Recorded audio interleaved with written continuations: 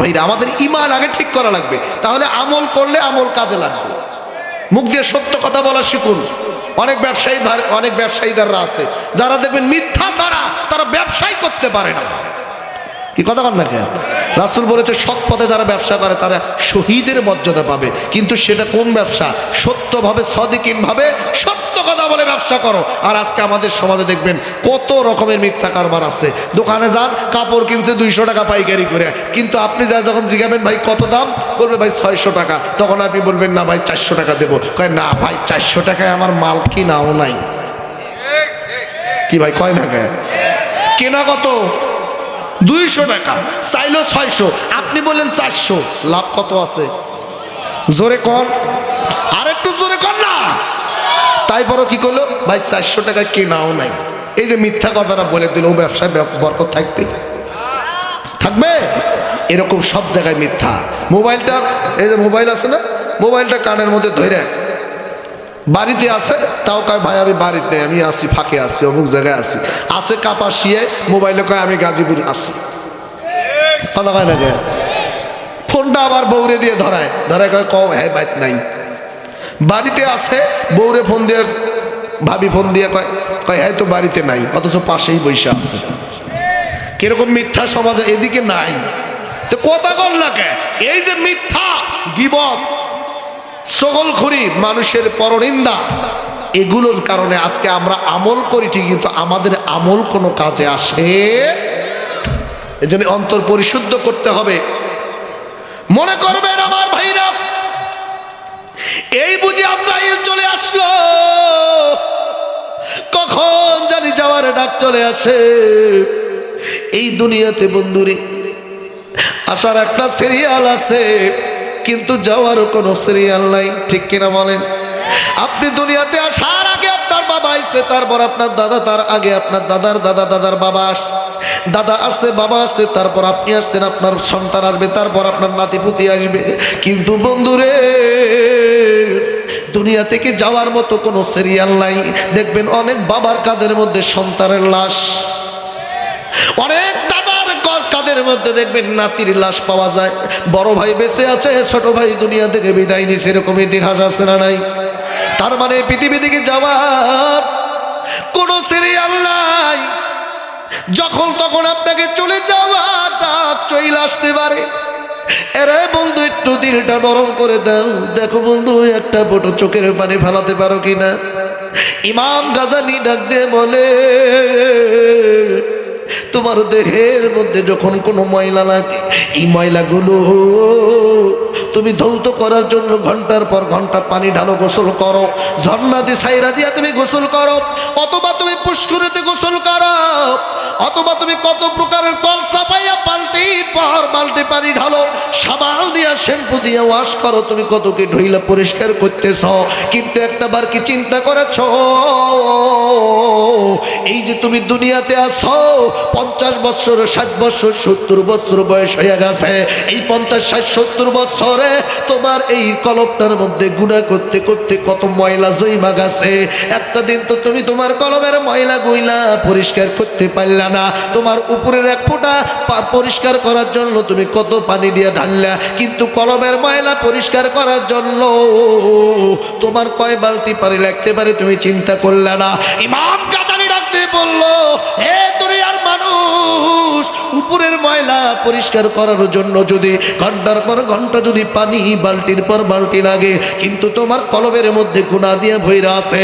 এই যে 10, 20, 50, 100 আমার ভাইরা 60, 70, 80 বছর পর্যন্ত যে গুনাহ করছো, এই গুনাহগুলো পরিষ্কার করার জন্য বালতির পর বালতি পানি ঢালা লাগবে না, ঘন্টার পর ঘন্টা পানি ঢালা লাগবে না। একটু দিলটা নরম করে দিয়া চোখে দুটি পানি ছেড়ে দিয়া দেখো, তোমার চোখের দুটি পানি, 2 ফোঁটা পানি তোমার নাকের ডগায় পড়ার পূর্বে আমার আল্লাহ তোমার 50, 60, 70 বছরের জিন্দেগির সমস্ত গুনাহগুলো মাফ করে তোমাকে পরিষ্কার করে দেবেন। এই জন্য দিলটারে নরম করে দাও, দিলটারে বুঝাও রে দিল।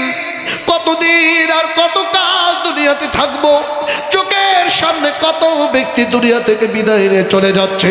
কবরস্থানের দিকে তাকায় দেখো, কত ধনী ব্যক্তি, গরিব ব্যক্তি, ছোট বুড়া, সাদাদারিওয়ালা, মুরব্বী, কত দাপটওয়ালা ব্যক্তিরাও শুয়ে আছে, যারা আজকে সবাই সমান, তাদের নাম শুধু একটাই, তারা লাশ। আমার ভাইরা, তাদের একটাই বাড়ির ঠিকানা, সেটা হলো কবর, কিন্তু এর বাইরে তাদের আর কোনো পরিচয় নাই। তুমি আমিও দুনিয়া থেকে চলে যাব, দিলটা একটু নরম করে দেওয়া। ওই যে মসজিদের দিকে তাকাও, ওই যে মসজিদে একটা খাটলি ঝুইলা আছে, আমি জানি না এই খাটলিটা যেন কার ঘরের দুয়ারে কখন জানি চলে আসে, কারো জানা নাই। ওই যে জঙ্গলের দিকে তাকায় দেখো, বাঁশ জ্বালায় গেছে, কার জন্য জানি জঙ্গলের বাঁশ আমার ভাইরা জ্বালায় গেছে, কার জন্য জানি আমার ভাইরা, বন্ধুরে আমার ভাইরা সাদা মার্কিন কাপড় রেডি হয়ে গেছে, কার জন্য জানি বন্ধুরি আমার ভাইরা বড়ই পাতা বড়ই গাছের কুশুই জ্বালায় গেছে, কার জন্য জানি মসজিদে এলান হবে অমুক নাই, কার জন্য জানি শেষ বিদায়ের ঘন্টা হবে যে উঠবে বন্ধু আজরাইল, কার জন্য জানি লিস্টটা প্রথম সাজানো হয়ে গেছে, কার নামের লিস্ট নিয়ে চিঠি নিয়ে কাকে বিদায়ে শেষবারের মতো দুনিয়া থেকে উঠায় নেওয়ার জন্য আজরাইল রেডি হয়ে গেছে। ও যেদিন সন্ধ্যার আগে ডুবে রে বেলা,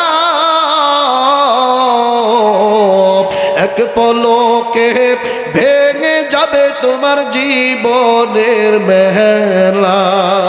ও যেদিন সন্ধ্যার আগে ডুবে রে বেলা,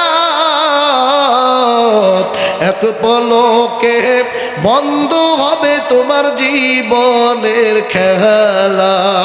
কারে দিবা তুমি জোরে থামো, কারে দিবা তুমি জোরে থামো, কার মাথায় ভাঙবা লাঠি, ওই যে দেখো ডাকিতেছে তোমায় কবরের মাটি, ওই যে দেখো ডাকিতেছে তোমায় কবরের মাটি। ও তোমার গনা দিন ফুরাইয়া যাবে, গনা দিন ফুরাইয়া যাবে, যৌবনে লাগবে ভাতি, ওই যে দেখো ডাকিতেছে তোমায় কবরের মাটি। আওয়াজ করে জবান খুলে বলেন কথা ঠিক কিনা? এই জন্য আজকে থেকে দিলটা নরম করে দাও। আল্লাহ আল্লাহর নবীজির পথে চলবো, কখনো আমরা সুন্নতের খেলাপ করব না, কখনো নামাজ ছাড়ব না, কখনো মানুষকে গালি গালাজ পারবো না, কাউকে কখনো গাল বন্ধ করবো না, কোনো মুসলমান ব্যক্তিকে ছোট করব না, কারো উপর জুলুম করব না, কারো উপর আমরা কঠোর হব না, কারো গীবত করব না। এই কাজগুলো কি করতে আপনাদের জন্য কঠিন না সহজ? জোরে বলেন, কঠিন না সহজ? 5 ওয়াক্ত নামাজি হন, ইমানি হালতে থাকেন, পাক ও পবিত্র থাকেন। মুসলমানকে দেখা হইলে সালাম দেন। নবীজি বলে, কোন মুসলমান যদি কোনো মুসলমানকে দেখা হলে সালাম দিয়া দিল, ওই ব্যক্তিটা আমার ভাইরা অহংকার মুক্ত থাকলো। জোরে কন্যা সুবহানাল্লাহ। হাসি খুশি ভাবে কথা বলেন। নবীজি বলল, একজন মুসলমান অপর আরেকজন মুসলমান ব্যক্তির সঙ্গে সাক্ষাৎ হইলে মুস্কি হাসি দিয়ে কথা বলা, এটা হলো একটা সাদকা এবং এটা নবীজির সুন্নত। নবীজি যেভাবে চলতেন ওইভাবে চলেন, দিলটা নরম করে দেন, জমিনে মাটির মানুষ হইয়া চলেন। মাটির মানুষ হইয়া যদি আপনি চলতে পারেন, মাটি আপনার জন্য সহজ হয়ে যাবে। আর এই জমিনে যদি আপনি অহংকার করিয়া, দাম্ভিকতা দেখাইয়া, বড় তত্ত্ব দেখাইয়া আপনি যদি হিংসুক হইয়া জমিনে চলেন, মাটি আপনাকে শুধু বলে সাবধান, এই হিংসুক আর অহংকার দাম্ভিকতা নিয়ে আমি মাটির বুকে এসো না। আমি মাটি কিন্তু সবার জন্য ভালো না, কারো জন্য ভালো, কারো জন্য খারাপ। যারা দাম্ভিকতা নিয়ে, অহংকার নিয়ে যারা কবরে আসবে, তাদের জন্য মাটি খারাপ। আর যারা মাটির মানুষ হয়ে, নরম দিল হইয়া, একজন নবীওয়ালা, নবীর খাস উম্মত হইয়া যারা কবরে যাবে, কবর তাদের জন্য ভালো। জোরে কন্যা সুবহানাল্লাহ।